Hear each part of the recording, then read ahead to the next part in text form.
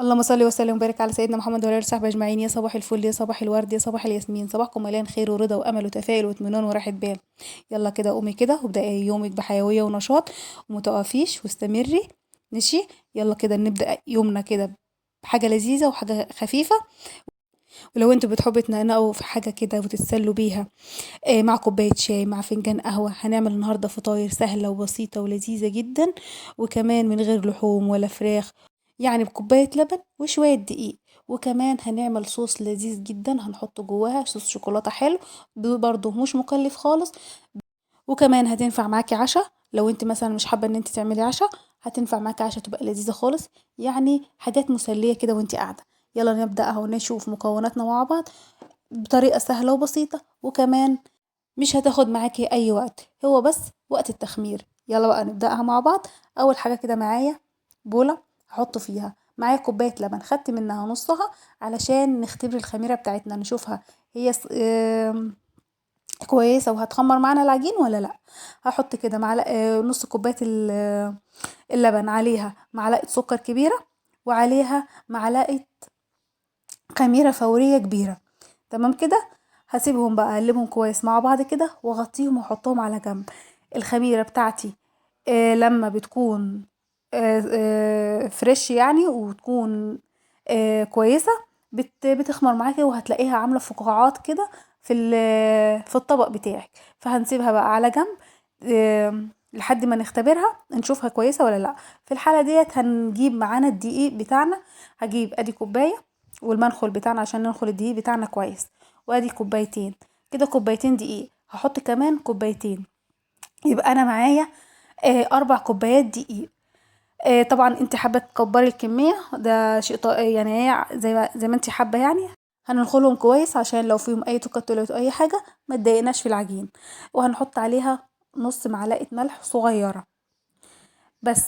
وهنركنهم على جنب 5 دقايق لحد ما نشوف العجينه بتاع الخميره بتاعتنا هتخمر معانا العجين ولا لا، يعني نشوفها كده. ادي بعد ما عدت 5 دقايق بالظبط، يعني ما كترتش. شايفين الفقاعات اللي فوق شايفين عامله ازاي كده اللي فوق اللي هي الخميره؟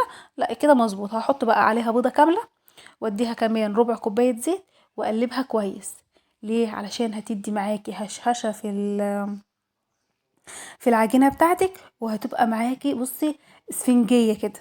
هقلب بقى الملح في الدقيق وانزل عليهم بالخليط اللي احنا عملناه ده. تاني نص كوبايه ميه، نص كوبايه اللبن، عليها معلقه كبيره خميره، وكمان معلقه كبيره سكر. واديتهم تقليبه وركنتهم على جنب. همسك بقى لحد ما تتفعلوا الخميره اتفعلت، وانزل عليهم كده بالبيضه، وكمان ربع كوبايه زيت. هديهم بقى افضل ازود كده، انزلهم على الدقيق بتاعي وافضل ازود كده بال باللبن واحده واحده لحد ما تكون معايا العجينه اللي انا محتاجاها. عجينه طريه، هي في الاول بتلزق بس بعد ما بتخمر ما بتلزقش. افضل اعجن فيها والت فيها كويس علشان تبقى معايا عجينه ناعمه طريه وكويسه. كده انا خلصتها عجن. احط بس شويه زيت في الطبق واحطها واغلفها كده بالزيت، واروح جايه مغطيه عليها بالاسترتش او بالفوطه او باي حاجه انت بتحبي تغطيها بيها يعني، تخمر لحد ما تخمر معاكي. اهم حاجه العجينه بتاعتك تكون طريه كويسه، يعني علشان تعرفي تشكليها كويس وتعرفي تفرديها. هغطيها بقى بالاسترتش زي ما قلت واسيبها تخمر. يعني هسيبها تقريبا الجو حر فهتخمر حوالي ساعه بالكتير، نص ساعه سوري، نص ساعه بس. وهتبقى معانا زي الفل. ساعتها بقى نبتدي نشكلها ونعمل فيها اللي احنا محتاجين نعمله. تعالوا بقى نعمل الحشوة بتاعتنا. صوص الشوكولاتة اللذيذ ده، معايا كوباية لبن، وعليها معلقتين كاستر، ومعلقة ونص سكر.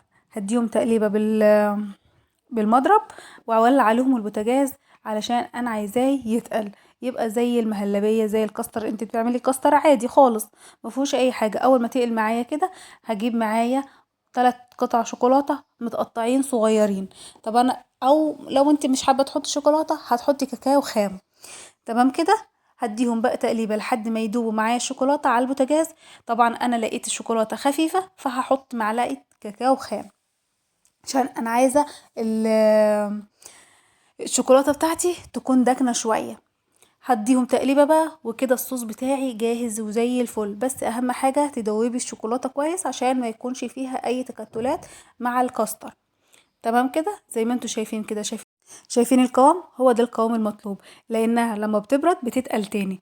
فانا عايزاه القوام بتاعها يكون سائل شويه، علشان لما اجي احشي بيها ما تكونش تقيله وتيجي تقطعي العجينه بتاعتك تلاقيها بتبوظ كده منها.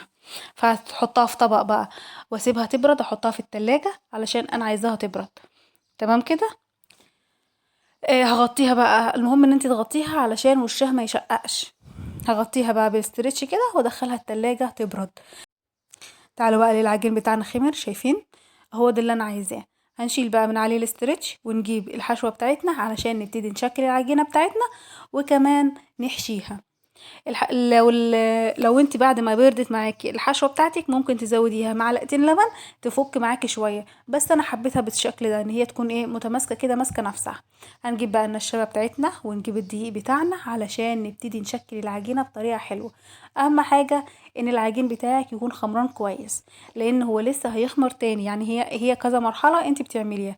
هنزل بقى العجينه بتاعتي على الرخامه كده والمها، وارجع اقطعها بالسكينه بالتقطيعه اللي انت عايزاها الكرة كبيرة كرة صغيرة على حسب انت محتاجة ايه.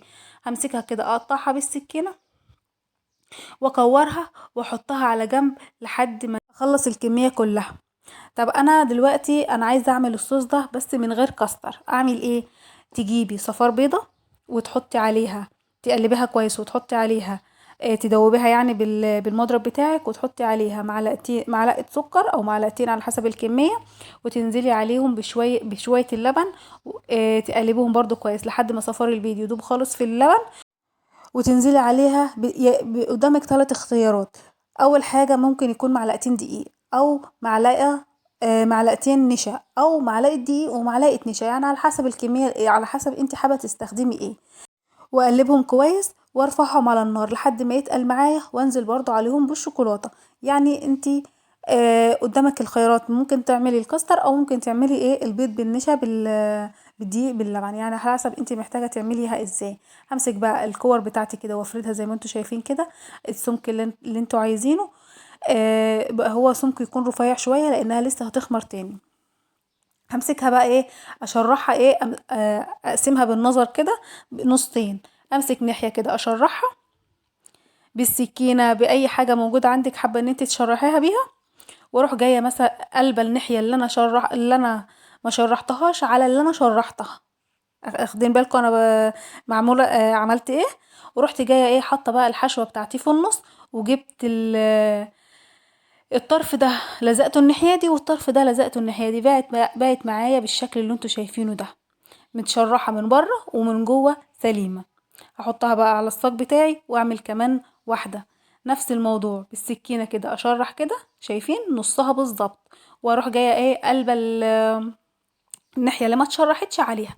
ونقفل بقى على الحشو بتاعنا بالطريقة اللي انتوا شايفينها دي. انتوا بقى حابين تخلوها على الوش تخلوها، حابين تخلوها على الظهر تخلوها بالطريقة اللي انتوا ترتاحوا فيها. كده خلصت معايا الكمية وهنا خمرت كمان زي الفل. هجيب بقى بيضة صفار بيضة وعليها معلقتين لبن، وكمان نقطتين فانيليا علشان صفار البيض. وهديهم تقليبة بقى وادهن الوش بتاع الفطاير بتاعتي علشان ادخلها الفرن بقى. طبعا انا هنا ولعت الفرن فوق وتحت علشان الفرن بتاعي يسخن، عشان لما ادخلها هي مش هتاخد اكتر من 10 دقايق في الفرن، تطلع معاكي تحفة. بصي بقى يعني لما هتجربيها هتدعيلي. انا دهنتها كده بالفرشة بالخليط اللي انا عملته، البيض باللبن بنقطتين الفانيليا، واديها كده كلهم ادهنها دهنة محترمة. ولو مش حابة ان انت تحطي لبن عليها على صفار البيض مفيش مشكلة، ممكن تعملي صفار البيض بس. يعني انت على حسب انت حابة تستخدمي ايه. هنا دهنتهم كلهم. هجيب بقى حبة البركة والسمسم عشان يديني الشكل اللذيذ الجميل اللي دايما بنشوفه في الافران وبيخطف قلبنا كده. حاجة كده لذيذة جدا جدا جدا. تخيلوا ان الكمية ديت يا دوبك قعدت معايا يوم واحد فقط لا غير. وانا كنت ناويه ان انا اعملها ايه، لوقت الزنقه، كوبايه شاي مع واحده كده. ادخلها بقى الفرن، تاخد لون وتتحمر معايا وتستوي وتبقى زي الفل زي ما انتوا شايفين كده. شايفين الجمال؟ حاجه كده تحفه. انا بقول لكم هي قعدت معايا يوم واحد فقط من جمالها خلصت. تحفه تحفه تحفه، والحشوه بتاعتها لذيذه جدا. لا تقولوا لي بقى نيوتيلا، ولا تقولوا لي معرفش ايه، لا، حاجاتنا بسيطه ولذيذه، وكمان مش هتكلفك كتير. حاجات بسيطة خالص. تعالوا بقى نقسم واحدة كده وندوق ونشوف عاملة ازاي. بصوا تحفة. الحشوة بتاعتها شايفين؟ اسفنجية اسفنجية اسفنجية. يعني ايه؟ عاملة زي الاسفنج. شايفين الحشوة؟ شايفين اللذيذة؟ وطعمها يجنن. مستوية من جوه ومستوية ومتحمرة من بره. بص مقرمشة من بره ومن جوه. بص سفنج كده سفنج. تعالوا نقسم كمان واحدة. شايفين؟ ونقرب لكم كمان الحشو وتشوفوا عامل ازاي. بصي ولا اجدعها نيوتيلا بقولك. حاجة تحفة. شايفين عاملة ازاي من جوه؟ تحفة. بتلظ كده. يلا بقى الفيديو بتاعنا النهارده خلص. يا رب الفيديو يكون عجبكم. لو الفيديو عجبكم ما تنسوش لايك وشير وسبسكرايب لمطبخ سمسم، وكمان ما تنسونيش في كومنت لذيذ كده من كومنتاتكم الحلوه. واشوفكم في فيديو جديد، وجربوها وادعوا لي. نروح بقى نعمل كوبايتين شاي انا وجوزي ونقعد ناكل لنا كام واحده كده. يلا بقى اشوفكم في فيديو جديد. باي.